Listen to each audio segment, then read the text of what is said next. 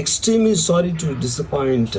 అంటే ఇప్పుడు ఉనికిపోతున్నాను, మంచం కింద కూర్చొని ఏడుస్తున్నాను అని అందరూ what ever the media speculating, వాళ్ళందరికీ చిన్న డిసప్పాయింట్మెంట్గా ఉండొచ్చు వీడియో.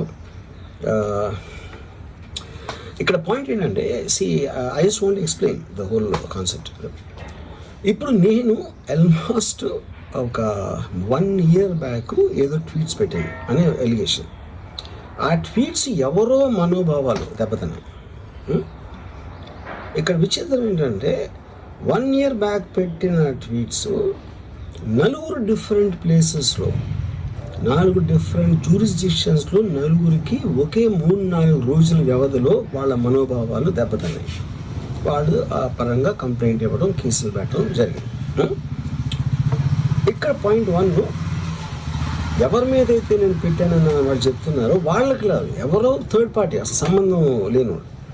సో ఆ కాంటెక్స్ట్లో అసలు ఈ కేసు ఎలాగా, ఈ సెక్షన్స్ ఎలా వర్తిస్తాయి అనేది అప్పుడు ఆబ్వియస్గా నాకు వచ్చే అనుమానం కానీ, నాకు కానీ నా మనుషులు కానీ, ఇది ఒక పర్సిక్యూషన్ చేయటానికి ఒక పద్ధతి ప్రకారం ఉన్న ఎలోబుల్ లాస్ని వాడుతున్నారా, లేకపోతే ఇప్పుడు వరల్డ్ ఓవర్ ఒక ఫినామినా ఏం జరుగుతుందంటే, పొలిటికల్ పార్టీస్ వాళ్ళు they are weaponizing the systems of the police. అది అమెరికాలో జరుగుతుంది, యూరోప్లో జరుగుతుంది, ఇక్కడ కూడా జరుగుతుంది.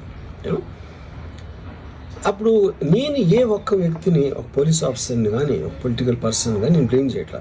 I think it happens in certain ఒక ఏమంటారు దాన్ని, ఒక వే. అది అందరూ కూడా ఎంతో కొంత అది చేయటానికి టెంప్టేషన్ ఉండొచ్చు. But eventually there is the law of the land which will take the final call. So అది that I completely agree, believe in that and I abide by that as a citizen.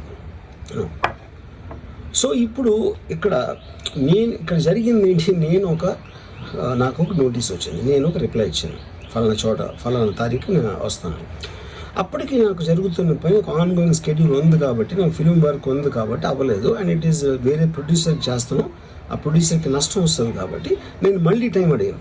ఇదేంటి case, ఇదేం urgent case అంటే 1 year తర్వాత tweet చూసిన అతనికి 1 weekలో అన్నీ అయిపోవాలనేది ఏమన్నా meaning ఉంటుంది అసలు దానికి? So which basically means it is being done for purposes other than the urgency of the case. ఇప్పుడు అర్జెన్సీ ఆఫ్ ద కేస్ అంటే మీరు మర్డర్లు ఇన్ని జరిగి సంవత్సరాలు తీసుకుని